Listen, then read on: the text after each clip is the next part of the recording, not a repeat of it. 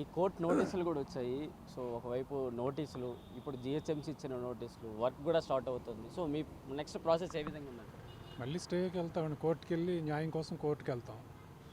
మరి వన్ సైడెడ్గా ఉంది. ఎదురుగుండా ఎన్వైర్న్మెంట్లు ఇవన్నీ అన్నప్పుడు ఎన్వైర్న్మెంటల్ ఇంపాక్ట్ కూడా చూడాలి కదా. అన్ని బ్రిడ్జెస్ అన్ని కట్టడానికి నేషనల్ పార్క్ అన్నప్పుడు అవన్నీ కూడా అంత కన్స్ట్రక్షన్ చేయకూడదు కదా. ఇలా ప్లస్ అక్కడ మంత్రి ఇలా మొత్తం షాప్స్ ఇవన్నీ ఇక్కడ ఉన్నాయి.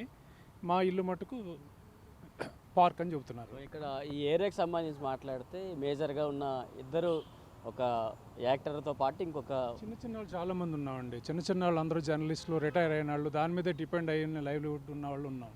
అది రెంట్కి ఇచ్చి ఉన్నాం చిన్న ఎస్టాబ్లిష్మెంట్లు. అవన్నీ కూడా చాలా ఇంపాక్ట్ అవుతాయి. దాని మీద చాలామంది పని చేస్తున్నారు. ఇప్పుడు తాజ్మహల్ హోటల్ ఉందని 120 మెంబర్స్ ఉన్నారు. ఇప్పుడు హాస్పిటల్ ఉందంటే 100, మోర్ దెన్ 100 ఉంటారు. అందరూ ఇంపాక్ట్ అవుతారు. వచ్చి ఇన్కమ్ పోతుంది. మేము కట్టే పేమెంట్స్, ట్యాక్స్, జిఎస్టీలు అన్నీ చాలా ఉంటుంది. Huge impact. అవన్నీ ఏం స్టడీ చేయట్లేదు వాళ్ళు.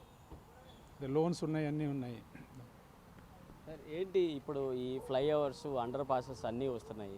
సో ప్రభుత్వం, జిహెచ్ఎంసీ అధికారులు ఆల్రెడీ వర్క్ కూడా స్టార్ట్ చేశారు. సో నెక్స్ట్ ఏ విధంగా ఉండబోతుందండి? సార్ బేసిక్గా డెవలప్మెంట్కి ఎవరు అడ్డులేరండి.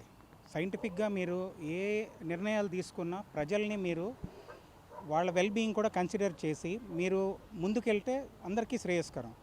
ఇప్పుడున్న ప్రాబ్లం ఏంటంటే ఇక్కడ ఇంత ప్లేస్ ఉంది, పార్క్ ల్యాండ్ ఉంది, ఇది వదిలేసి ఒక్క సైడే తీసుకోవటం అనేది సబబు కాదండి. ఎందుకంటే ఇక్కడ పార్క్ ఉంది, మళ్ళీ గ్రీన్ ట్రిబ్యునల్స్, ఎన్వైర్మెంటల్ గ్రూప్స్తో ఇబ్బందులు ఎదుర్కోవాల్సి వస్తుంది. మీరు ఆల్రెడీ హైదరాబాద్ సెంట్రల్ యూనివర్సిటీలో చూశారు ఆ ఇష్యూస్ ఎక్కడ ఎదుర్కోవాల్సి వస్తుందో అని. ఏకపక్షంగా ఒక్క సైడ్ నుంచి తీసుకోవడానికి గవర్నమెంట్ ముందుకెళ్తుంది. మాకు ఫ్లైఓవర్లు వస్తే మనకి మంచి అభివృద్ధి వస్తుంది, కానీ అదేదో ఇటు సైడ్ కూడా తీసుకుంటే ఆ స్థలాలు ఇప్పుడు 200 గజాలు, 400 గజాలు ఇవన్నీ పోవు కదండి. సో మేము అంటుంది అదే. ఇప్పుడు ఇన్ని చెట్లు పోతున్నాయి, 30 ఏళ్ళ చెట్లు మధ్యలో ఈ రోడ్డు మధ్యలో ఉన్నాయి మీడియంలో, అవన్నీ పోతాయి. వన్ లంగ్ స్పేస్ ఇది ఒక్కటేనండి. ఈ లంగ్ స్పేస్ మీరు ఫ్లైఓవర్లు వేస్తే పొల్యూషన్ పార్క్లోకి వెళ్ళదా అండి? అది ఆలోచించాల్సిన పని. మీరు ఎక్కువ వెహికల్స్ ఫ్రీగా మూవ్ అవ్వటానికి మనం దారి చేస్తున్నాం.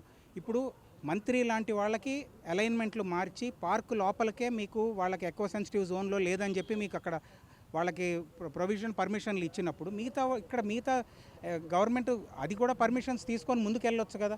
ఇక్కడ ఇదంతా commercial zone, designated commercial zone అండి. ఈ కమర్షియల్ జోన్లో 100 ఎస్టాబ్లిష్మెంట్స్ లీజుకి టెనెంట్స్ కింద ఉంటున్నారు. వాళ్ళందరూ చాలామంది రెంట్లు పే చేయడం మానేశారు, మీకు ఖాళీ చేయాల్సి వస్తుంది కదా అని.